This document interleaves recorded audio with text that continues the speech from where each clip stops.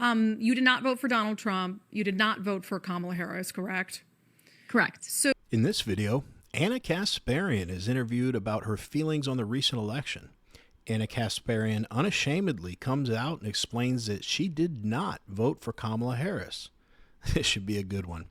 With that, let's watch Ana Kasparian drop some truth bombs on this lefty interviewer. you mentioned on election night, people were saying you almost looked happy, but it was more so for California results. You did not vote for Donald Trump. You did not vote for Kamala Harris, correct?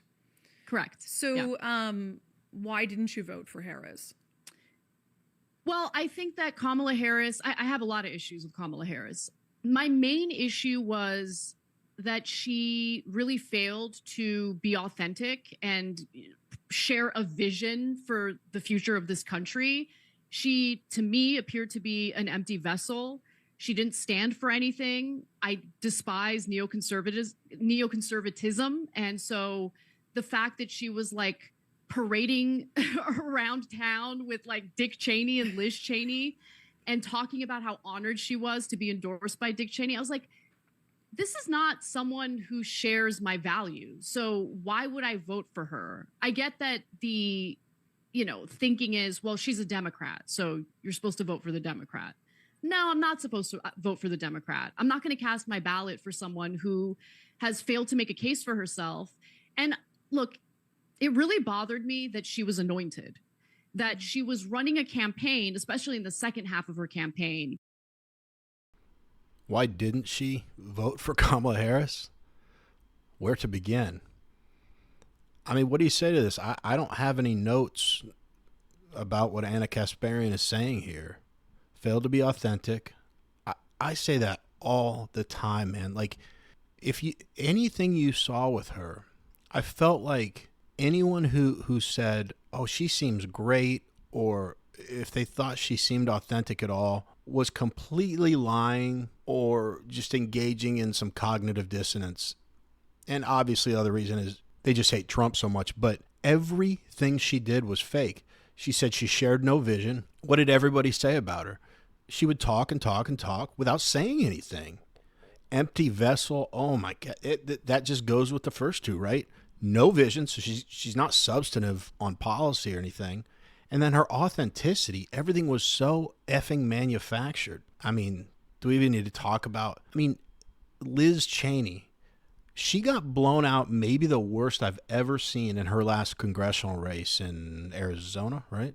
She's not liked by the left or the right. The left only embraced her for a moment because she was on that sham of a January 6th committee. But the thing I do like that Ana said the best is she didn't share my values. And if you've watched this channel at all, hopefully I've mentioned multiple times that I think that is what connects conservatives, is that at our foundation, we share the same values. It's like in a good relationship, right? We can disagree on a lot of things, but we ultimately know what one another's values are. And the thing I always say, and I'm sorry if I have repeated this 1,000 times, but the thing I always say is on the left, values are subjective because it's not rooted in anything. So like one person can think they have great values and another person can, but they're not based on anything. So that's what you get, the clown show of the Democrat Party. But I'll throw this out again. I know it's a topic of conversation all the time these days, but is Ana Kasparian being authentic? I make no bones about the fact I think she is. She's not going to be a right winger, but everything she said there is so accurate. And you saw her like leading up to the election, just not hyped at all about Kamala Harris. So it's not like Cenk Uygur where this is out of nowhere, Anyway, sorry I'm talking too long. We'll go back to the video. Focusing on Donald Trump's alleged fascism and how he doesn't value democracy. And it's like, do you think Democrats value democracy? Because in 2016, during the primaries, we all saw what the DNC did to Bernie Sanders. preventing him from even having a shot, a real chance at beating Hillary Clinton in the primaries. And then, they denied that, denied. And then in this election cycle, you had some Democratic lawmakers come out of the woodwork and admit that there was an intentional, orchestrated effort to ensure that Bernie Sanders didn't have a chance, and that Hillary Clinton, it was her turn, that she would be the Democratic nominee. That's not very democratic, if you ask me. And anointing the Democratic nominee after Biden dropped out, also not very democratic. So I had a lot of issues with her.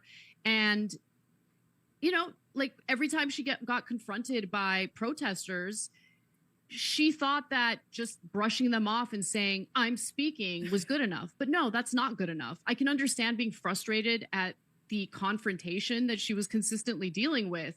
But people want to know, how do you intend If you like watching videos like this one, like and subscribe. I'd really appreciate it. Let's get back to the video. to deal with the very real foreign policy concerns that are taking place right now and are very likely to explode even further? And she didn't have any answers for that. Yeah, she's really young still, obviously, and politics has become her career. I don't think politics should be a career, but here we are. And there's all these headlines out about how she's mulling whether to run for governor of California or to mount another presidential bid in 2028. Do you think either of those are a realistic possibility or a good idea? I think there's a good chance that she's going to run for governor of California, and I would be devastated if she won. California needs real leadership, and Kamala Harris has not really shown herself to be the type of leader this state needs. She didn't show herself to be the type of leader the country needs. And so I don't know how you can lose an election as dramatically as she just lost and think, oh, no, I'm going to go ahead and try to run a state that can literally be equated as like the 5th largest economy in the world. Okay. What? This is not a good idea. So I don't know how that would play out, but I'm really hoping that she changes her mind and, does what most politicians do after losing an election. They usually go into the public sector, a private sector, I should say, as a lobbyist or a consultant. Anna mentioned there, when she'd have protesters or whatever, she said something like, I am speaking. It's so funny how the Democrats, when she did that in a debate or something one time, like, ooh, I'm going to show the man what a strong woman I am. Then as she tried to do it again, or when she tried to do it again, it's like, okay, you did that already. It's cringy, like you're trying to recreate a moment that your dumb party thought was good. And I agree with Anna about her thoughts about what Kamala Harris was going to do after this massive L she took. And she said, I should be like a lobbyist or consultant or something. My guess, and I think she's probably right, Anna probably knows more about this stuff than I do, but my guess was she'd go work at a university and teach like one class a month and get paid an arm and a leg, like some outrageous thing that these career politicians do. But I am so naive. I admit it. I genuinely thought the Democrats were smart enough to distance themselves as far away from her as possible with how poorly she did in that election. Like, nobody is looking for that woman. But these are the Democrats. I clearly gave them way too much credit. I don't know if you guys saw the Young Turks episode where Cenk mentioned, he's like, I think Kamala could win the governor of California. And Anna, like, I won't do it into the microphone, but she goes, no, like loud at the top of her lungs. Like, she's like, are you kidding? Like, freaked out. She does not want Kamala to be the next governor of California. I mean, Newsom would be hard to beat as far as the worst governor in the history of that state. But I think Kamala is one person that could give him a run for his money. Anyway, let's get back to the video. Well, I do think it's a sign of a shift. And if the situation on the ground doesn't improve, I do think that there's a chance that California could potentially even become a swing state. I know that sounds crazy, Yeah, it does. but Trump flipped 10 blue counties to red counties in California alone. Mm-hmm. And to me, that definitely stems from just the disorder, the sense that people are unsafe, and I understand that the perspective or the perception of being unsafe is different from what the statistics might actually bear out. But the statistics aren't great. Okay, let's keep it real. And anyone who decides to point to the 90s to make a point about how crime isn't as bad as the 90s, like literally one of the worst periods in terms of crime spikes, you're not making a good argument. Okay, we still have not seen crime go down to pre-2019 levels in places like Los Angeles and San Francisco. And sure, you can make the argument that some violent crimes have decreased, but it's not just about violent crime. If you're a working class person living in the most expensive state in the country because of taxes and because of housing, having your $2,000 catalytic converter stolen is devastating. You know, every time I renew my car insurance, 2 years in a row, no tickets, no car accidents, but my car insurance keeps doubling. And it's because of street takeovers. It's because of catalytic converter thefts. It's because of vehicle thefts. I mean, it just goes on and on and on. So we're all paying a price. We're all subsidizing the criminality in our state. And it's unfair. And a lot of people living here have woken up to that and they want changes. I mean, I agree with both of them that it is bananas to think that California would ever become a swing state. But Anna just made another great case there. I mean, 10 counties flipped from blue to red in California. California. I lived there. You're not a Republican there. You don't do it there. So the fact that 10 counties flipped is insane. And the Democrats are great at doing this. Like, I am all about data-driven opinions and conversations, statistics to back things up.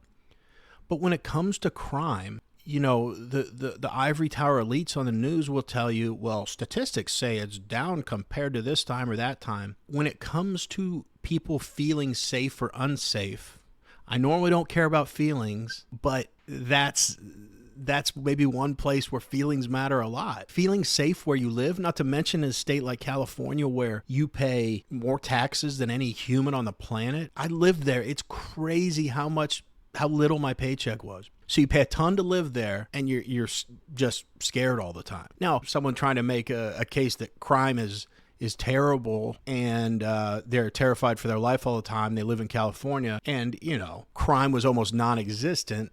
That's when you pull out the statistics and be like, come on. But if everyone feels scared, comparing it to other times where crime was horrible there is a ridiculous argument. But we want to hear from you. What did you all think about what Ana Kasparian had to say regarding her position on Kamala Harris in the recent election, as well as the crazy notion that California could down the road become a swing state? Let us know. Anyway, that's it for this video. As always, we really appreciate you watching, and we will see you on the next one.